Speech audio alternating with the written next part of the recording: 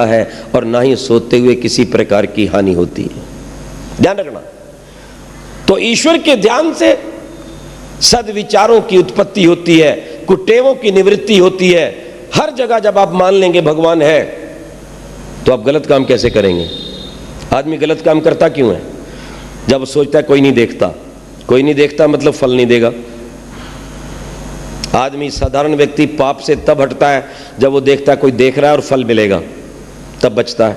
और जब एक सच्चा ईश्वर भक्त, एक आर्य, एक सच्चा ब्रह्मचारी, एक युवक और युवती, सच्चे आर्य विद्यार्थी जान लेंगे कि सब जगह भगवान देखता है, अवश्य फल देगा, तो बुरा काम होगा ही नहीं। ब्रह्मचर्य की रक्षा होगी, आयु लंबी होगी, शरीर सुंदर होगा और भगवान के दर्शन होंगे यहीं पर। ध्यान देना इस बात को, यह मूल नियम है। तो ब्रह्मचर्य की रक्षा। और तीसरा विद्या, मैंने कहा, जो निरंतर भगवान के वेद ज्ञान को पढ़ता है, इन मंत्रों पर विचार करता है, मंत्र का पाठ करता है। और मैंने जो भी मंत्र बोला ये विद्यार्थियों का प्राण है। विश्वानि दुरितानि परासो यद भद्रम तन्यासो। हे प्रभुदेव, हम आपकी सहायता से सब जगह आपको जानते और मानते हुए अपने सब बुरे विचारों को दूर कर दें और जो कुछ भी संसार में श्रेष्ठ गुण कर्म स्वभाव है प्राप्त कर लें। ये विद्यार्थी का मूल मंत्र है। सदा ये विचार करो कि बुराई तो नहीं आ रही, पहली बात, और दूसरी बात कि आज के दिन मुझ में कितनी अच्छाई आई। देखिए जीवन बनता चला जाएगा। यह ब्रह्मचर्य का पालन, ध्यान रखना, केवल विद्यार्थियों के लिए नहीं है, गृहस्थ के लिए भी है। और ऋषिदंत क्या लिखते हैं? जो गृहस्थ आश्रम में होकर अपने शरीर की शक्ति को बलवान, ज्ञानवान, देशभक्त, संतान की उत्पत्ति में लगाता है, वो गृहस्थ आश्रम में होता हुआ भी ब्रह्मचारी के समान है। पढ़ लीजिए सत्यार्थ प्रकाश अमर ग्रंथ का चतुर्थ समुल्लास। आज तक ऋषि ध्यान से पूर्व अथवा पश्चात आने वाले तथा कथित लोगों ने, महंतों ने, संतों ने, गुरुओं ने क्या कहा? गृहस्थ नरक का द्वार है, नारी नरक का द्वार है। लेकिन इस धरती पर याद रखना, प्राचीन आर्य ऋषियों की परंपरा में कणाद, कपिल, गौतम और पतंजलि की परंपरा में ऋषि ध्यान ने यह कहा, गृहस्थ मुक्ति का द्वार है, नारी मुक्ति का द्वार है। नारी इस संसार की आधारशिला है जो अपने गर्भ में ही अपने बच्चे को ब्रह्मचारी बना सकती है। और इसलिए मां के लिए उपदेश है, पिता के लिए उपदेश है, गुरु के लिए वेद का उपदेश है। क्या कहता है? मेढ्रम ते शुंधामी। हे बालक, मैं तेरी प्रजनन को शुद्ध करती हूं, तेरी प्रजनन इंद्रिय को शुद्ध करती हूं। मेढ्रम ते शुंधामी। और जब मेरे देश की माताएं स्वयं ब्रह्मचर्य का पालन करती थी और एक बार गर्भधारण होने पर 9 मास तक ब्रह्मचर्य का पालन करती थी, जब इस देश के योग्य पिता गर्भवती होने तक पूर्ण ब्रह्मचर्य का पालन करते थे। याद रखना, जब अध्यापक ब्रह्मचर्य की शिक्षा देता था, जब देश का राजा भी ब्रह्मचर्य का उपदेश करता था, ब्रह्मचर्य तपसा राजा राष्ट्रम विरक्षति, वेद के शब्दों में, तब मेरे देश के अंदर संतानें योग्य, बलवान, चरित्रवान, दीर्घ आयु की हुआ करती थी और इस देश में दूध की नदियां बहती थी। माताओं बहनों का चरित्र सुरक्षित होता था, गौओं के हत्यारे नहीं थे और विदेशियों के तलवे चाटकर, आतंकवादियों के तलवे चाटकर मात्र कुर्सी का व्यापार करने वाले गद्दार नेता नहीं थे। तब वो राजनेता अपने आप को भगवान का प्रतिनिधि समझते थे और ऐसा विचार करते थे, इस जनता का कल्याण करना, जनता को चरित्र देना, जनता की सुरक्षा करना हमारा परम धर्म है, तभी परमात्मा प्रसन्न होगा। पर आज तो इन्हें परमात्मा को प्रसन्न नहीं करना, अपने देश को नहीं बनाना, अपने देश के युवक युवतियों को चरित्रवान नहीं बनाना, ब्रह्मचर्य की शिक्षा नहीं देना, इनको तो प्रसन्न आतंकवादियों को करना है, जिसके लिए गौ हत्या करवा रहे हैं, शराब चला रहे हैं, अंडों के ढेर लगा रहे हैं, समलैंगिकता का प्रचार करना चाहते हैं। ध्यान रखो, जिस देश ने बाल ब्रह्मचारी हजारों ऋषि दिए, जिसके कारण ये देश विश्व का गुरु बना और जिस देश की धरती पर आकर विदेशी भी नतमस्तक होते थे, एतद्देश प्रसूतस्य सकाशादग्र जन्मना स्वयं स्वयं चरित्रम शिक्षेरण पृथिव्याम सर्वमानवा। अरे मेरे देश की धरती पर नालंदा पर आकर के शिक्षा ग्रहण करते थे विदेशी लोग। आज भी कुछ विदेशी जब आते हैं हमारे देश में उतरते हैं तो सबसे पहले एरोड्रम पर आकर, हवाई अड्डे पर आकर भारत की मिट्टी को उठाते हैं, चंदन के समान माथे पर लगाते हैं। धन्य है भारत भूमि, धन्य है भारत की चंदन रूपी माटी, जिसने इतने ऋषियों को जन्म दिया। हम भी इसकी शरण में आकर, इसकी संस्कृति को पाकर अपने आप को चरित्रवान बना लें और अपने परमात्मा के प्रिय बन जाएं। आज आवश्यकता है कि मेरे देश में चरित्र का प्रसार हो, ब्रह्मचर्य की बात हो। ब्रह्मचर्य की बात करते हुए लोग डरते हैं, और यूं डरते हैं इसलिए कि स्वयं चरित्रवान नहीं, स्वयं ब्रह्मचर्य की रक्षा नहीं करते। और निश्चित रूप से जिसने परमात्मा के द्वारा दी गई इस मूल्यवान संपदा ब्रह्मचर्य की रक्षा नहीं की, वो ब्रह्म को 3 काल में भी पा नहीं सकता है। मैं वही बात फिर दोहरा रहा हूं, जिसने छोटी सी भगवान की धरोहर का सदप्रयोग नहीं किया, विषय वासनाओं में उजाड़ दिया, उसे भगवान और क्या देगा? जो देगा वो तो मैं बता ही चुका हूं, रोग और भोग देगा। आज का युवक और युवती, आज का विद्यार्थी जब बैठकर उठता है तो क्या कहता है? जी मेरे तारे से टूटते हैं। मैंने कहा तेरा सूरज भी टूटने वाला है, तेरा पूरा जीवन टूटने वाला है। मूर्ख, जो तू काम करता है उसका ये परिणाम है। यदि तूने अपने ब्रह्मचर्य की रक्षा की होती, उसे विद्या में लगाया होता, उसे साधना में प्राणायाम के द्वारा लगाया होता, किसी अनाथ की, गरीब की, अबला की, गाय की, सीमा की रक्षा में लगाया होता, तो तेरे तारे नहीं टूटते, तेरा चेहरा सूर्य के समान चमकता। और हमारे यहां जब दीक्षा दी जाती थी, याद रखना, तो उस समय उस ब्रह्मचारी को आचार्य सूर्य के दर्शन करवाता है। तच्चक्षुरुदेवितम पुरस्तात् शुक्रमुचरत।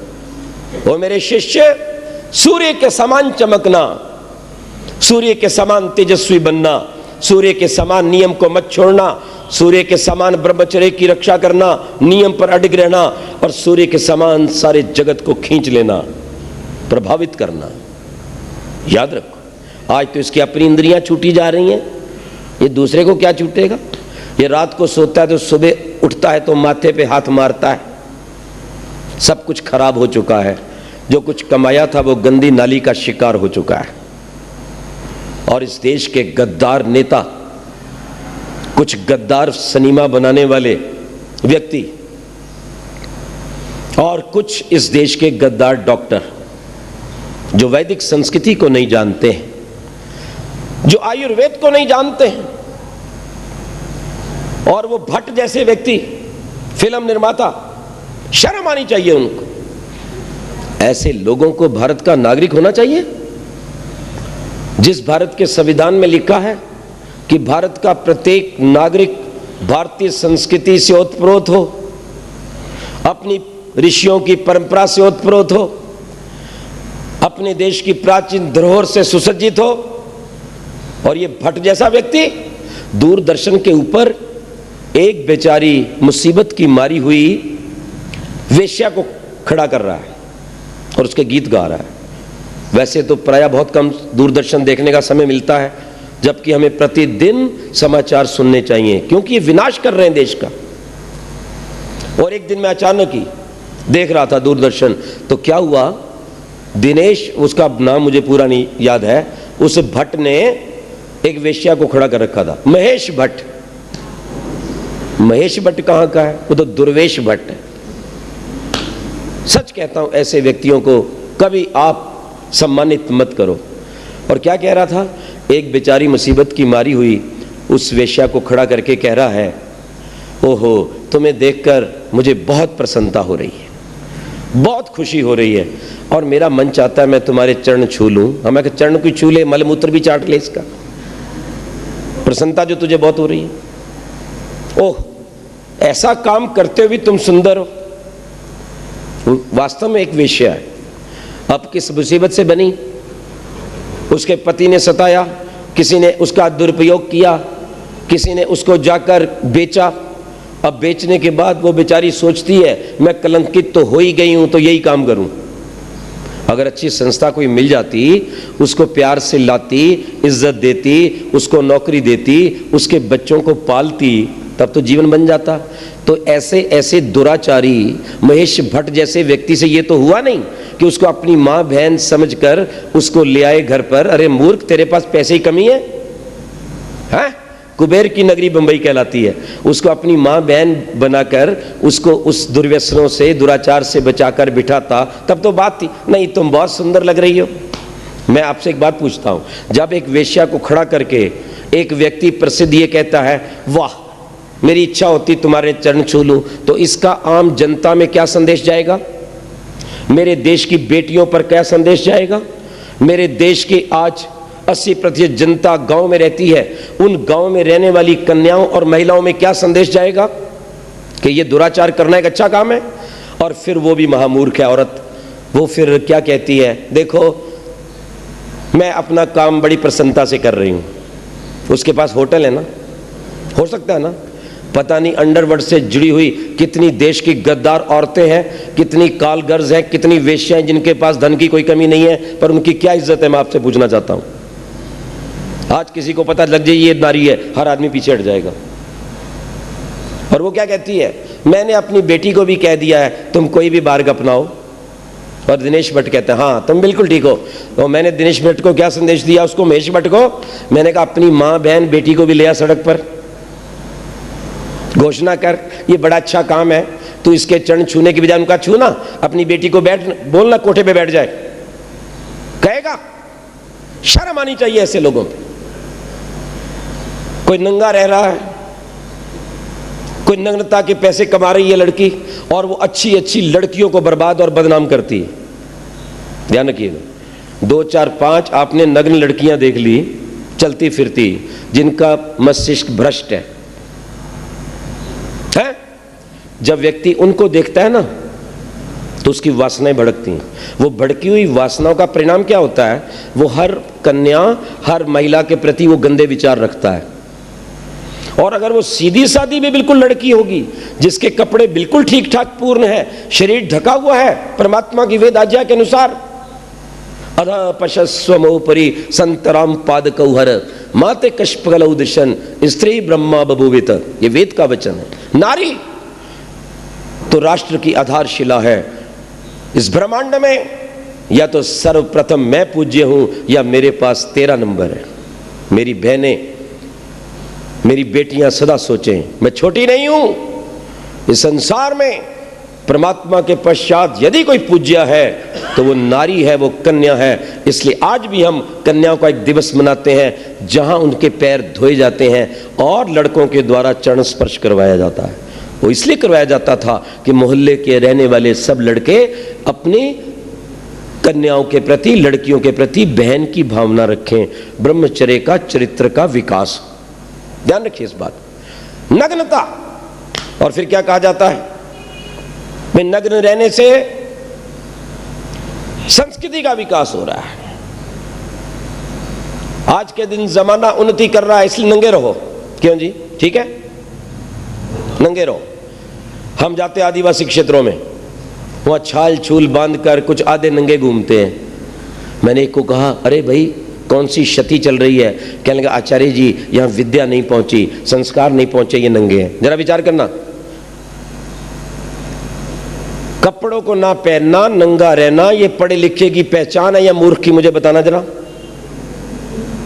और जो पढ़ा लिखा होकर नंगा रहे आगे पीछे से और लोगों को प्रोत्साहित करे कि मेरी इज्जत लूट, फिर लूट ले तो रोए, क्यों छेड़ा? तो बोले तू बाजार बन के क्यों घूम रही थी, तूने सड़क पर अपने आप को क्यों फैला दिया था? और कोई व्यक्ति जब अपने सामान को सड़क पर फैला दे और कोई आकर छुए, उठाए, पटके ले जाए, तो किसका कसूर? इन दुराचारियों का कहना मत मानना मेरी प्यारी बहनों और मेरे युवकों। अपनी मां के समान अपनी मोहल्ले की बहनों की रक्षा करना, इससे बचाओ। और कुछ लोग ये भी पाठ पढ़ा रहे हैं, स्कूल कॉलेज के अंदर कोई फर्क नहीं पड़ता, अगर लड़का लड़की आपस में बात करते हैं, मित्रता करते हैं, अलग बैठते हैं, अलग सिनेमा देखते हैं, पार्क में घूमने जाते हैं। मैंने कहा स्कूल है यहाँ की पति पत्नी का चुनाव करने की संस्था, जरा ये तो बता दो। तुम्हें एक थोड़ी सी भी लज्जा नहीं आती? अरे ये विद्यार्थी इस विद्यालय में विद्या ग्रहण करने के लिए आए हैं या अपने जीवन साथी का चुनाव करने आए हैं? या तो उचित एक वेशभूषा रहनी चाहिए, उचित दिनचर्या रहनी चाहिए, और प्रत्येक विद्यार्थी को घर से अपने विद्यालय में और विद्यालय से घर जाना चाहिए। और यदि आप ये गलत संबंध जोड़ोगे, ये कभी सुखदायी नहीं होगा। मैंने अनेक विश्वविद्यालयों में झगड़े होते नहीं देखे, कत्ल होते देखे। एक कन्या बैठी थी मेरी बाजू में बस में, खिड़की की ओर से एक नौजवान आया, कहता है महाराज महाराज। मैंने कहा क्या बात है? वो आपके बाजू में एक लड़की है, जरा उससे बात करवाओ। मैंने कहा बहन जी वो आपको बुला रहा है। वो कहते नहीं नहीं मैंने नहीं बात करनी। मैंने कहा भैया वो कह रहा है मैंने बात नहीं करूंगी। तो बोले कॉलेज में तो वो खूब घूमती है, सबसे बात करती है, तब उसको शर्म नहीं आती, मेरे साथ बात करने में शर्म आती है। अब सुन लो, विचार करो, जीवन बर्बाद हो जाएगा, शिक्षा समाप्त हो जाएगी, चेहरे के 12 बज जाएंगे, पढ़ाई लिखाई शून्य हो जाएगी, और दिन रात उसी चक्कर में आपका जीवन निश्चित नष्ट हो जाएगा। और होता है। और जब मैं देखता हूँ पढ़ने वाले विद्यार्थियों के अंक कम आ रहे हैं, चेहरा पीला पड़ रहा है, इसको नींद नहीं आती, चेहरे पर प्रसन्नता नहीं, तो समझ लो इसको दुराचार का घुन लग चुका है। कोई कितना भी कहे, कैसे बचें? एक सीधा सा उपाय बताता हूं। लड़के और लड़की जहां मिलते हैं, रहते हैं, मोहल्ला है, घर है, भैया आपस में एक दूसरे को भाई बहन कह के बोलो। मैंने एक लड़के को कहा ये हाय बाय क्या करते रहते हो, ये मेरी फ्रेंड वो फ्रेंड। मैं कहा बहन क्यों नहीं कहते? कहता आप तो वैसा ही सोच लेते हो। मैंने कहा मैं तो ठीक ही सोच रहा हूं, पर तेरी समझदारी ठीक नहीं है, उसके अंदर माल बड़ा गंदा भरा है। मैं एक बात तुमसे मैं पूछूं, मैंने कहा तुम अपनी बहन से क्या उतना ही प्यार करते हो जितना उधर? जितना लंबा तुम उस लड़की को छोड़ आए मोटरसाइकिल पे बिठा के 15 किलोमीटर, अगर तुम्हारी बहन कहती मुझे अभी जाना है, तो तुम क्या कहते? अब तो हैंडल डाउन हो गया, अब तो शर्म आने लग गई। एक ही उपाय है, माता पिता को भी कहना चाहता हूं, गुरुकुल के आचार्यों को, विद्यालयों के प्राचार्यों को मैं कहना चाहता हूं, और यहां बैठे हुए युवक और युवतियों को कहना चाहता हूं, यदि आप स्वस्थ सुंदर बलवान बनना चाहते हो, निरोग बनना चाहते हो, बिस्मिल भगत सिंह आजाद के समान यदि अपने भारत की रक्षा करना चाहते हो, तो आज से एक नियम बना लो कि प्रत्येक कन्या को आप बहन कहेंगे और प्रत्येक कन्या दूसरे लड़के को भाई कहेगी। भाई और बहन कहने में ही रोग चले जाते हैं और पवित्रता आ जाती है। करके देखिए, और इसी का प्रयोग कार्यालयों में कीजिए। जो विवाहित है उनको भी मैं कहना चाहता हूं, क्यों नहीं प्रयोग करते? इसलिए नहीं करते ना कि मामला गड़बड़ है। इसलिए ब्रह्मचर्य की रक्षा के लिए ध्यान रखना, यह साधन है। सात्विक भोजन,